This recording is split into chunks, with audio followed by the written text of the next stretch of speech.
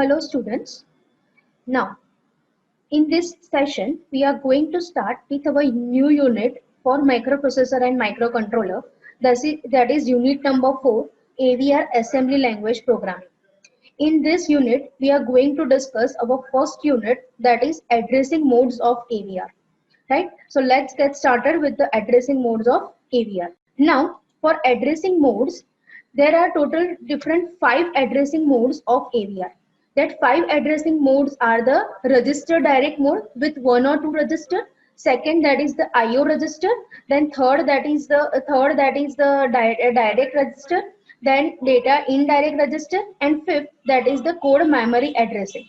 Right? So these are the 5 various types of addressing modes of AVR.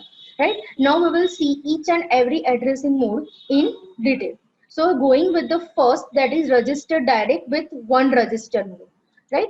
So for that, register direct in 1 addressing mode, in this you can see the figure on the right hand side, that there is a register file. Register direct, that means the data can be stored or data can be operated with the help of registers. Right? For AVR register, as we have discussed in the third chapter, that AVR has 32 general purpose register starting from R0 to R31.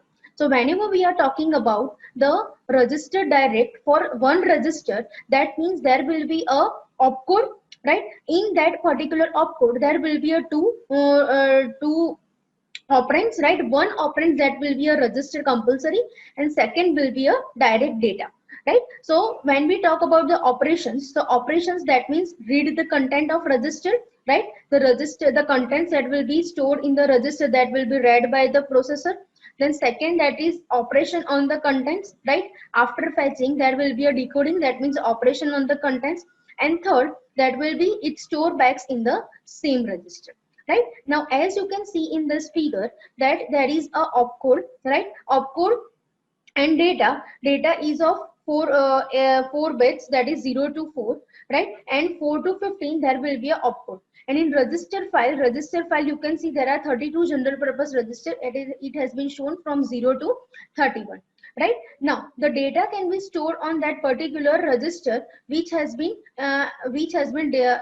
decided in this particular D diagram, right? And OP stands for opcode.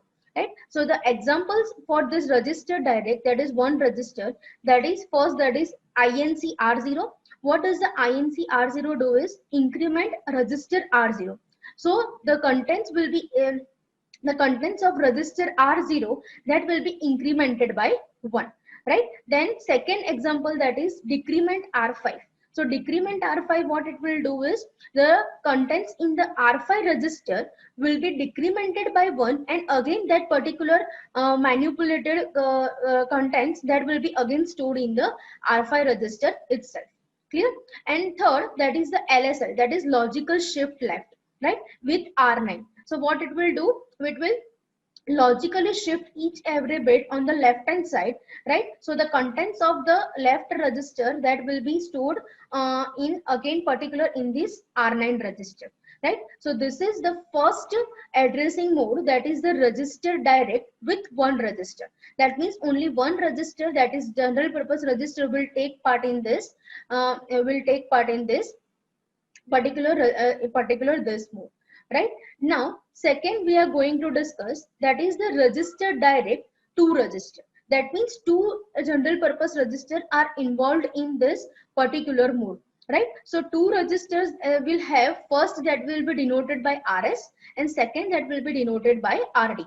So RS, that is stands for source register, from where the data has been stored, and second, that is destination register. So destination register will also have the data, but whenever there will be any operation related with RS and RD, finally that after manipulation the result will be stored again in the RD, that is the destination register.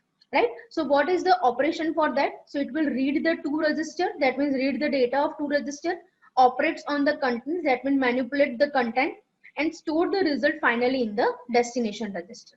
Right? So as you can see in the figure shows that it is having a it is having a three parts. First, that is stands for D. D stands for the destination register.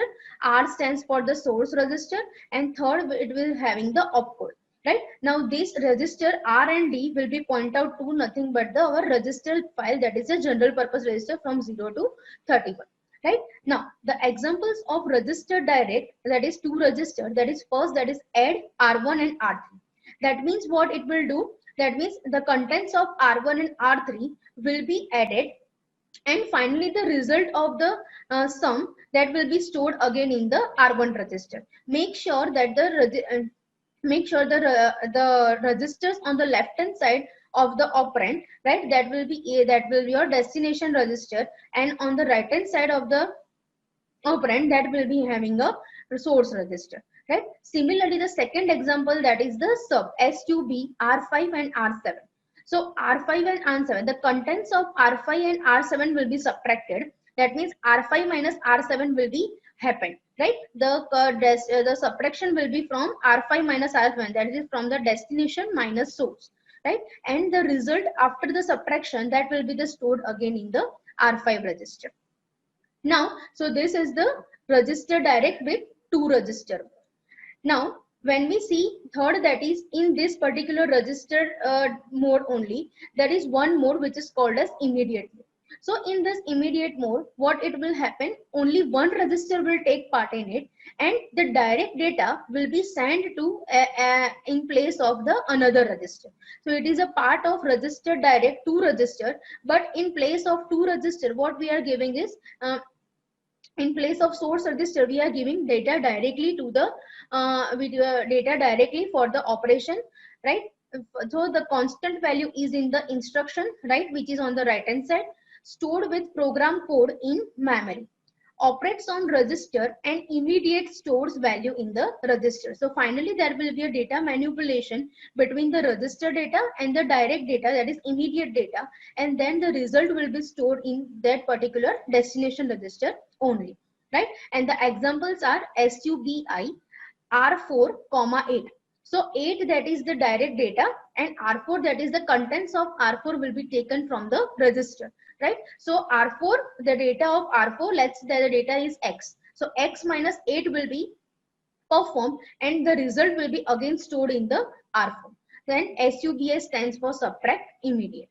Right. Similarly, ADIW R26 5.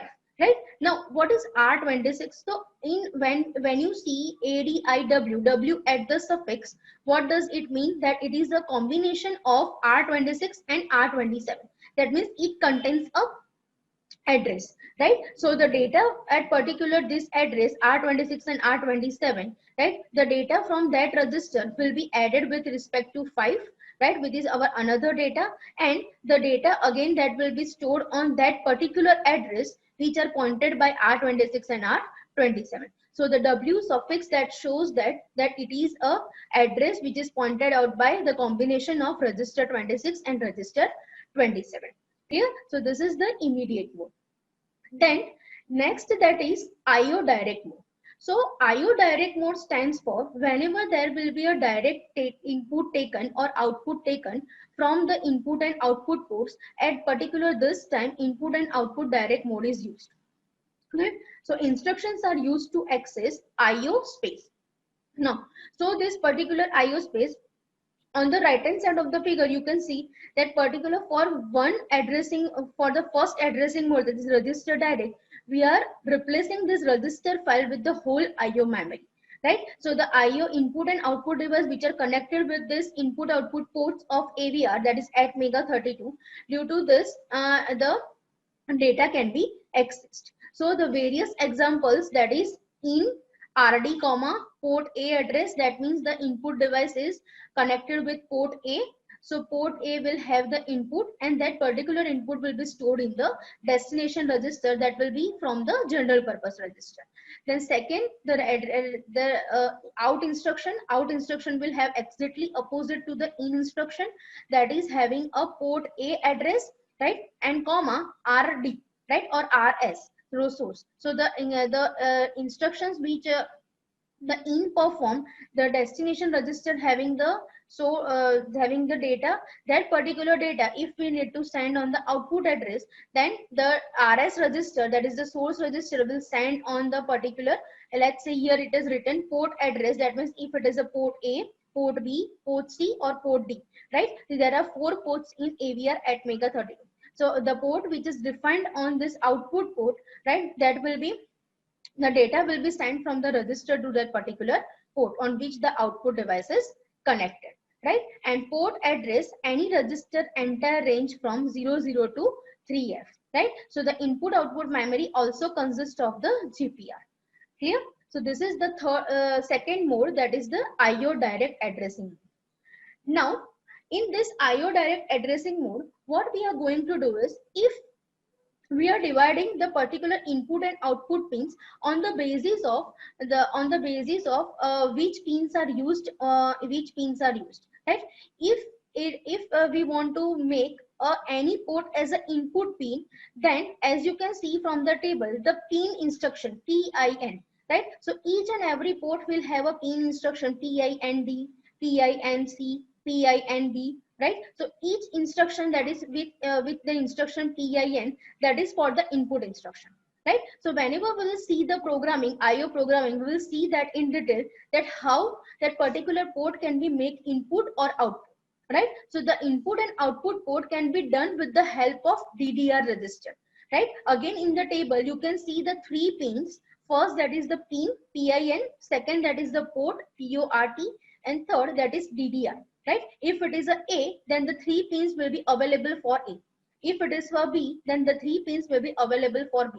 If it is for C, then the 3 pins will be available for C. And if it is a D, then the 3 pins will be available for D, right? So the input and output will be decided by DDR, right? What the data can be stored in place of DDR, right? And that from that data it can be decided that whether it is work as an input port or output port.